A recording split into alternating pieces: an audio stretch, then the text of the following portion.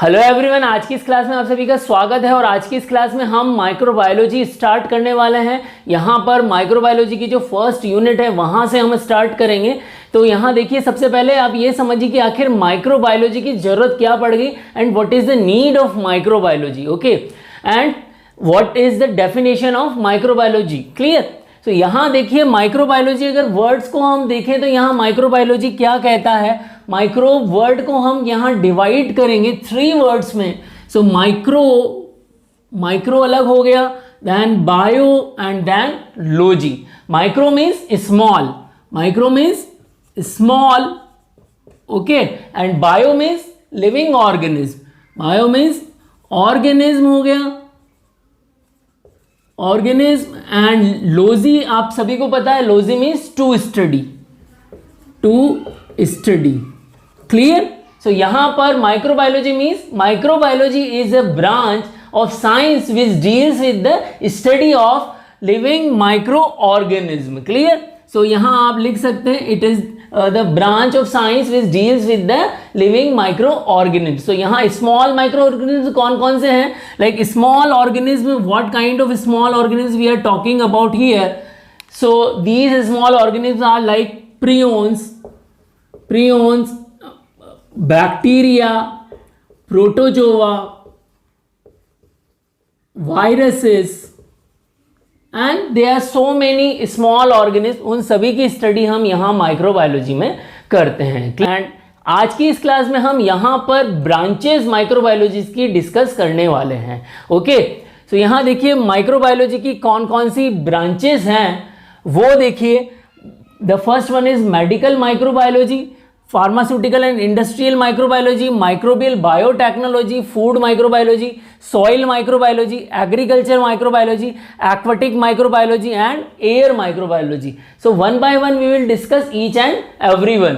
So now look at this, what is medical microbiology. यहाँ word से ही समझ में आ रहा है, it is related with the medical. Okay, so medical में यहाँ क्या होगा कि कोई भी माइक्रोब जो है it can cause disease.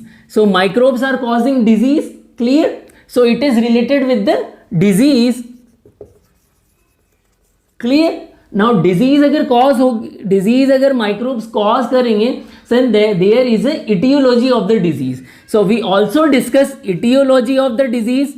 Etiology.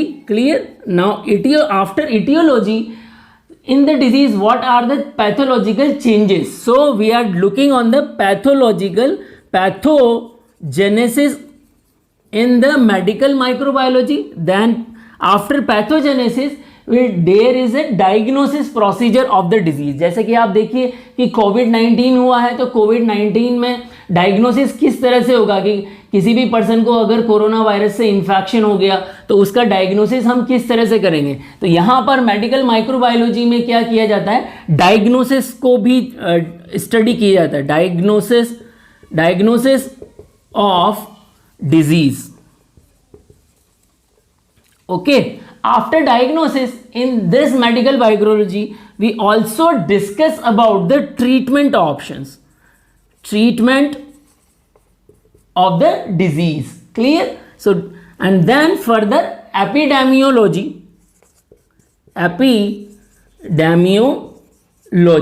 So epidemiology is also a part of medical, we can say medical biology, as well as epidemiology also can be studied as a separately. It is so in epidemiology what happened, we are looking on the how the disease is community spread, community में किस तरह से इसका spread हो चुका है। Clear? So these all things are come under the medical microbiology. Now further we are looking for pharmaceutical and industrial microbiology. So pharmaceutical और industrial microbiology को देखें तो यहाँ पर किस तरह से स्टडी की जाएगी। Now just look at this. Pharmaceutical microbiology, basically it is related with the production of medicine. So production of medicine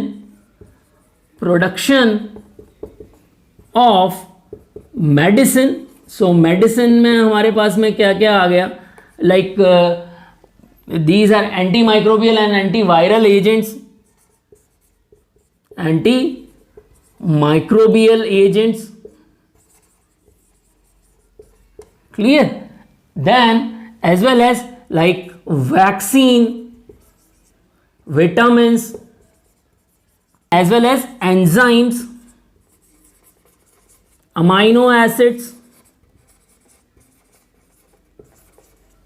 clear? So इस तरह से यहां पर कौन कौन से प्रोडक्शन किस तरह से प्रोड्यूस किए जाते हैं उसकी स्टडी यहां पर की जाती है, as well as in industrial microbiology. So industrial microbiology में बेवरेज इंडस्ट्री है, तो बेवरेज किस तरह से प्रोड्यूस किए जाएंगे. So beverages also studies in this section. Clear?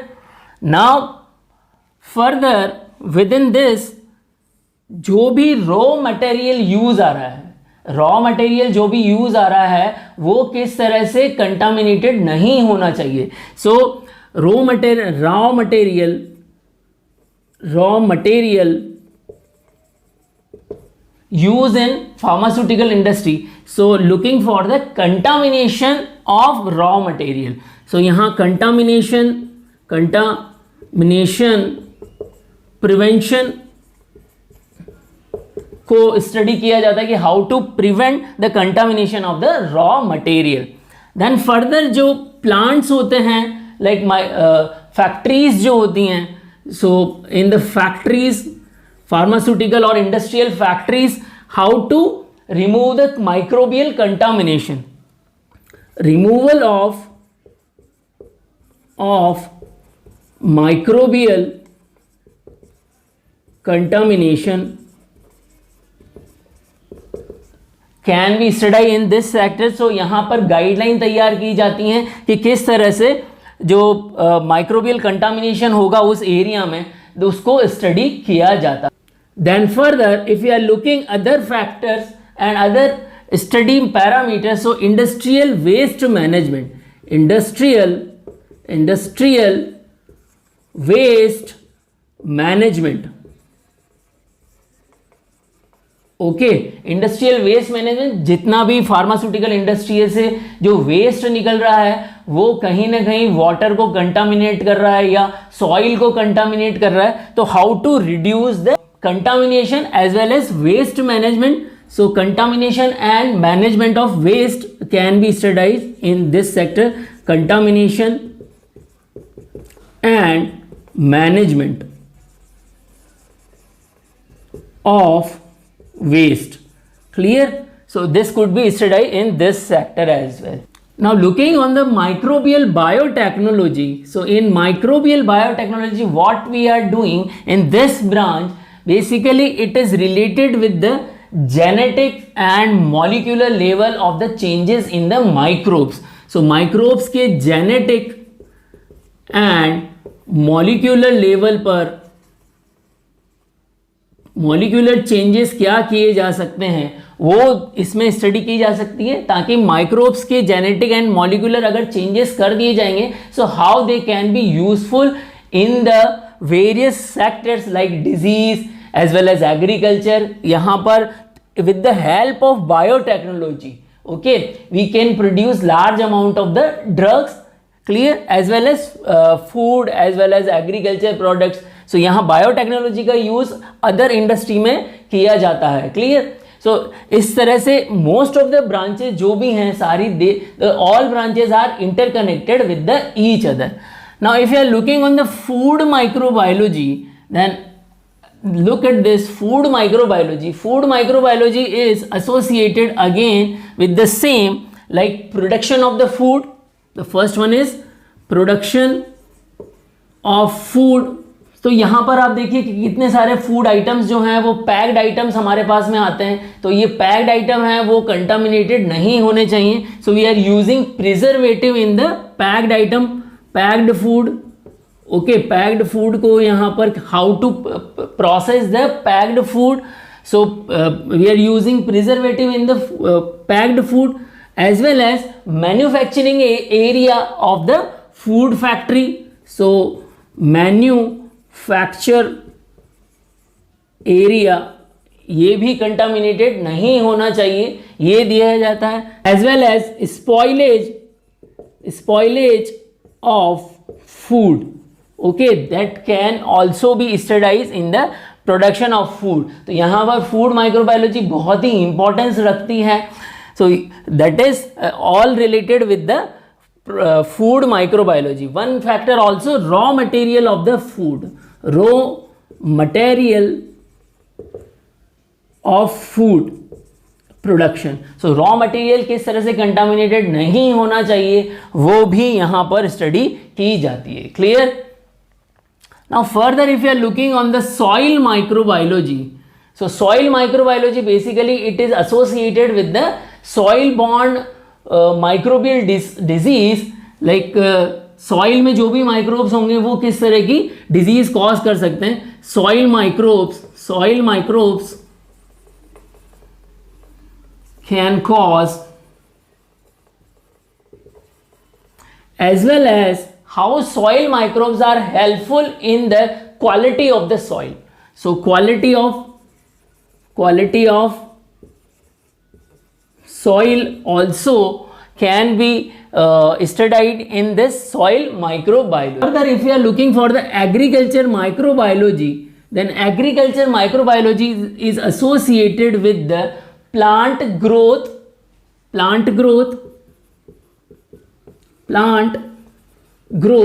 as well as it also associated with the plant crop production. It is also associated with the crop production. Then there are so many microbes which can cause diseases to the plant. So plant diseases and their treatment. So plant disease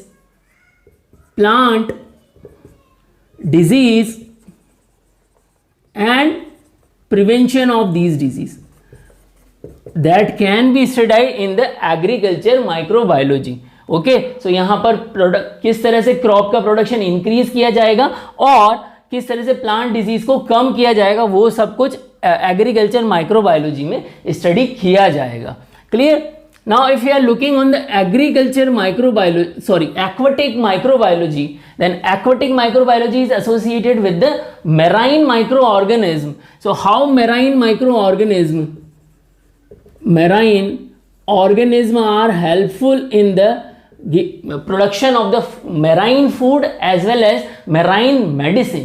So यहाँ aquatic microbiology में जो water की quality है वो भी check की जाती है कि किस तरह से माइक्रोब जो है वाटर की क्वालिटी को डैमेज कर रहे हैं, उसको प्रिवेंशन किस तरह से किया जा सकता है और इम्प्रूव किस तरह से किया जा सकता है। There are some microbes which can improve the water quality, as well as there are some marine organisms which are useful for the marine medicine and they can increase the production of marine food. On the air microbiology, so यहाँ पर airborne disease के बारे में study की जाती है। airborne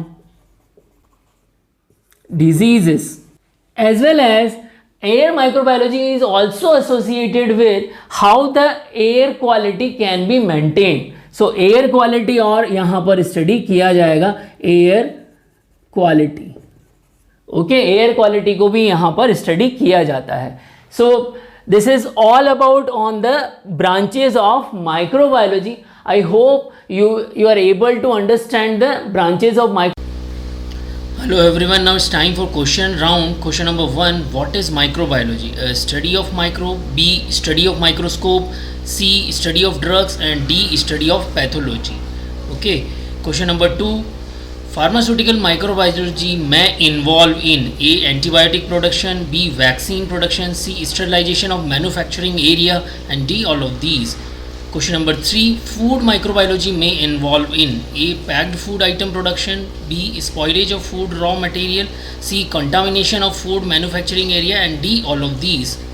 Question number 4, agriculture microbiology may involve in A, production of high yield crop, B, prevention of microbial disorder in plants, C, treatment of microbial disorder in plant, and D, all of these.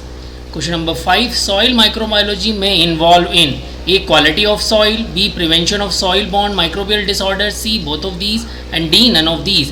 So I already given answer of all of these question in my lecture, so go through with the lecture and answer in the comment box. So यहाँ पर मैंने आप लोगों से questions discuss किए हुए हैं, उन क्वेश्चंस का आंसर आप करें और वीडियो को लाइक करें, चैनल को सब्सक्राइब करें।